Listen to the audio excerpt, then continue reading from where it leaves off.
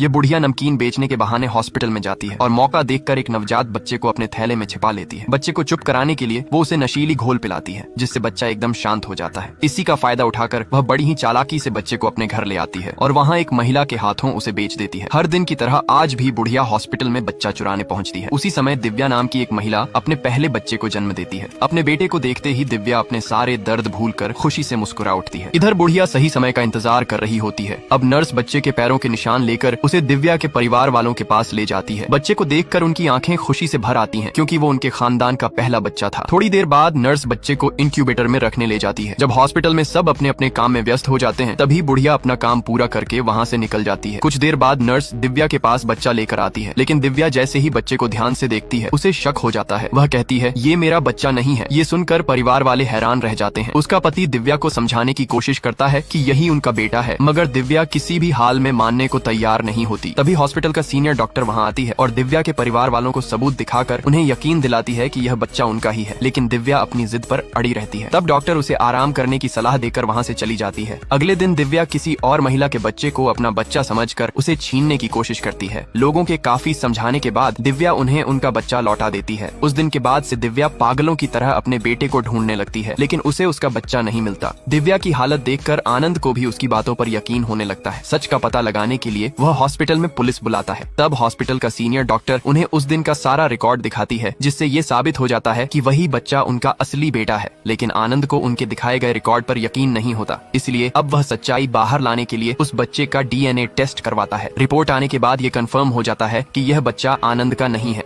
अब बच्चे का डीएनए टेस्ट करवाने के बाद ये कंफर्म हो जाता है कि वो बच्चा आनंद का नहीं है। ये जानने के बाद आनंद तुरंत डीएनए रिपोर्ट इंस्पेक्टर को दिखाता है और उनसे मामले की जांच करने की गुजारिश करता है। तब इंस्पेक्टर अपनी टीम को ऑर्डर देता है कि किसी भी हाल में इस घटना का सच सामने लाया जाए, जिसके बाद पुलिस बच्चे की तलाश में जुट जाती है। वे हॉस्पिटल के हर चीज की बारीकी से जांच करते हैं, लेकिन उन्हें वहाँ कोई सुराग नहीं मिलता। एक दिन जब आनंद हॉस्पिटल के बाहर पानी पी रहा होता है, तभी अचानक एक बुढ़िया उसके पास आकर बैठ जाती है। आनंद को बिल्कुल भी अंदाजा नहीं था कि उसी बुढ़िया के झोले में एक मासूम बच्चा छुपा हुआ है। अब बुढ़िया आनंद से पानी पीने के लिए मांगती है। आनंद उसे पानी पीने को देता है। पानी पीने के बाद बुढ़िया वहाँ से जाने लगती है। तभी बुढ़िया की हालत देखकर आनंद को उस पर दया आ जाता है और वो झोला उठाकर उसके हाथ में पकड़ाता है। लेकिन थोड़ी ही देर बाद आनंद के मन में सवाल उठता है, आखिर उस बुढ़िया का झोला इतना भारी क्यों था? वो दूर जा रही बुढ़िया के झोले को ध्यान से देखने लगता है। तभी अचानक झोले से बच्चे का नन्हा हाथ बाहर निकल आता है। ये देखते ही आनंद के पैरों तले जमीन खिसक जाती है। वो दौड़कर बुढ़िया को रोकने की कोशिश करता है, मगर तब तक वो चालाक बुढ़िया वहाँ से निकल चुकी होती है। लेकिन आनंद हार मानने वाला नहीं था। वो बुढ़िया का पीछा करते हुए उसके घर तक पहुंच जाता है। यहाँ बुढ़िया बच्चे को एक दूसरे झोले में डालकर एक आदमी को पकड़ा देती है। वो आदमी बच्चे को लेकर एक सुनसान बिल्डिंग में पहुंचता है। वहाँ वो बच्चे को रखकर अपने साथियों के साथ बैठकर दारू पीने लगता है। इसी बीच आनंद भी वहाँ पहुंच जाता है। वो पुलिस को फोन करके तुरंत आने के लिए कहता है। अब जैसे ही वो बच्चे को उठाने जाता है, तभी अचानक वो सारे गुंडे आकर आनंद को चारों तरफ से घेर लेते हैं, मगर आनंद हिम्मत नहीं हारता। वो अकेले सभी गुंडों को पीटकर उन्हें पुलिस के हवाले कर देता है। पुलिस जब उन गुंडों से पूछताछ कर रही होती है, तभी उनके मालिक का फोन आता है। उस कॉल से पुलिस को उनके असली बॉस का पता चल जाता है, जिसके बाद पुलिस उस बॉस को भी कस्टडी में ले लेती। ये कहानी है एक ऐसे ढोंगी बाबा की, जो चरण सेवा के नाम पर गांव की मासूम लड़कियों का शोषण करता है, लेकिन अंधभक्त गांव वाले उसे भगवान का रूप मानते हैं। आज होली का दिन था। पूरा गांव रंग और खुशियों में डूबा हुआ था, लेकिन उसी भीड़ में ढोंगी बाबा की नजर किशोरी नाम की एक लड़की पर पड़ती है। किशोरी अपनी मुस्कान और खूबसूरती से सबका ध्यान अपनी ओर खींच रही थी। उत्सव खत्म होते ही बाबा ने गुलाल से किशोरी के पूरे तन बदन को रंग दिया। किशोरी ने समझा कि यह भगवान की कृपा है। तभी उसकी मौसी ने कहा, यह तेरा सौभाग्य है जो तुझे सेवा का मौका मिला। किशोरी बहुत खुश थी, लेकिन उसे अंदाजा नहीं था कि यही खुशी उसकी जिंदगी का सबसे बड़ा धोखा बनने वाली है। अब चरण सेवा के बहाने किशोरी को बाबा के कक्ष में बुलाया जाता है। किशोरी बाबा के चरण दबाने लगती है। इधर जब करसनदास को पता चलता है कि किशोरी को सेवा के लिए चुना गया है, तो वह भागता हुआ हवेली में पहुंचता है। लेकिन यहाँ वह देखता है कि बाबा चरण सेवा के नाम पर उसकी मंगेतर के साथ शारीरिक संबंध बना रहा है। यह देखकर करसनदास का खून खौल उठता है। वह कक्ष में घुसकर किशोरी को अपने साथ घर चलने को कहता है, लेकिन किशोरी उसके साथ जाने से मना कर देती है। तब बाबा कहता है, यह हमारी परंपरा है, इसे कोई बदल नहीं सकता। अब करसनदास बिना कुछ कहे घर लौट जाता है। अपनी मंगेतर को इस हालत में देखकर वह पूरी तरह से टूट जाता है। वह मन ही मन फैसला करता है कि अब इस परंपरा को खत्म करके ही दम लेगा। अगले दिन किशोरी करसनदास से मिलने आती है, लेकिन करसनदास उसे नजरअंदाज करके वहाँ से जाने लगता है। तब किशोरी कहती है, कल मैंने बाबा के साथ जो किया वह एक सेवा थी। लेकिन करसनदास उसकी बातों को नकार देता है। वह कहता है, जिसे तुम सेवा समझ रही हो, असल में वह हवस है और बाबा ने तुम्हारा फायदा उठाया है। लेकिन किशोरी बाबा के खिलाफ एक भी बात सुनने को तैयार नहीं थी। तब करसन दास हमेशा के लिए उससे रिश्ता तोड़कर चला जाता है। अब किशोरी पूरी तरह से अकेली हो चुकी थी, इसलिए वह वापस बाबा के पास लौट आती है और अपना पूरा जीवन उसे समर्पित कर देती है। मौके का फायदा उठाकर बाबा उसे अपनी लाडली बना लेता है और जैसे चाहे उसके साथ संबंध बनाने लगता है। इस रिश्ते से किशोरी बहुत खुश रहने लगती है। पर एक दिन जब वह कमरे के बाहर बाबा की चरण पादुकाएं देखती है तो उसे बाबा पर शक हो जाता है। जब वह दरवाजे से झांक कर देखती है तो उसे पता चलता है कि बाबा उसकी छोटी बहन को अपने जाल में फंसाने की कोशिश कर। एक दिन एक ऋषि मुनि भिक्षा मांगने शिवदत्त के घर पहुंचे। उन्होंने कई बार आवाज लगाई लेकिन घर से कोई बाहर नहीं आया। काफी देर इंतजार करने के बाद ऋषि मुनि क्रोधित हो उठे। तभी पार्वती स्वयं भिक्षा देने बाहर आईं। ऋषि मुनि उन्हें श्राप देने ही वाले थे कि अचानक उनकी दिव्य दृष्टि खुली और पार्वती के रूप में उन्हें स्वयं आदिशक्ति माँ देवी का दर्शन हुआ। ये दृश्य देखते ही उनका क्रोध शांत हो गया। उन्होंने पार्वती को आशीर्वाद देते हुए कहा, तुम्हें शीघ्र ही संतान का सुख प्राप्त होगा। ये सुनकर पार्वती ने जवाब दिया, परंतु ऋषिवर, मैं तो जन्म से ही बांझ हूँ और इस जन्म में माँ बनने का सुख मेरे भाग्य में नहीं है। तब ऋषि मुनि बोले, मेरे मुख से निकला हुआ वचन कभी असत्य नहीं हो सकता, तुम्हें संतान अवश्य होगा। इतना कहकर ऋषि मुनि अपने आश्रम लौटने लगते हैं। तभी उनके मार्ग में काल देवता प्रकट हो जाते हैं। काल देवता ने उनसे कहा, आपने एक बांझ स्त्री को संतान का आशीर्वाद देकर सृष्टि के नियमों का उल्लंघन किया है। तब ऋषि मुनि ने जवाब दिया, स्वयं भगवान शिव ने मेरे मुख से उस स्त्री को आशीर्वाद दिलवाया है जो व्यर्थ नहीं जाएगा। यह सुनकर काल देवता क्रोधित हो उठे। वो बोले, मैं उस स्त्री के गर्भ में किसी भी आत्मा को प्रवेश नहीं करने दूंगा और मुझे रोकने का सामर्थ्य किसी में भी नहीं है। काल देवता के अहंकार को देखकर ऋषि मुनि ने उन्हें चेतावनी देते हुए कहा, तुम किसी सामान्य आत्मा का विरोध कर सकते हो परंतु मेरी तपस्या का नहीं। मैं अपने तपोबल से उस स्त्री का गर्भ ठहरा दूंगा। यदि तुझमें सामर्थ्य है तो मुझे रोक कर दिखाओ। इतना कहकर उन्होंने भगवान शिव का ध्यान किया और खुद को एक दिव्य आत्मा में परिवर्तित कर लिया। फिर वे पार्वती की कोख में प्रवेश कर गए। अब अगले दिन जब शिवदत्त शिवलिंग की पूजा कर रहा था तभी एक भूखा आदमी उसके आंगन में आकर गिर पड़ा। यह देखकर शिवदत्त उसके पास गया और उसे अतिथि बनाकर घर ले आया। शिवदत्त ने अपनी स्त्री से कहा, अतिथि के लिए भोजन तैयार करो। लेकिन आदमी बोला, मैं भोजन स्वीकार नहीं कर सकता क्योंकि मैं एक श्राप से ग्रसित हूँ। शिवदत्त ने उससे श्राप के बारे में पूछा। तब आदमी ने बताया, मैं अपने अहंकार के नशे में सबको सताया करता था। एक बार मैंने एक ऋषि मुनि के फल को नीचे गिरा दिया था। तब उस ऋषि मुनि ने मुझे श्राप दिया था। उस दिन के बाद से मैं जो भी खाता हूँ वो मिट्टी बन जाता है।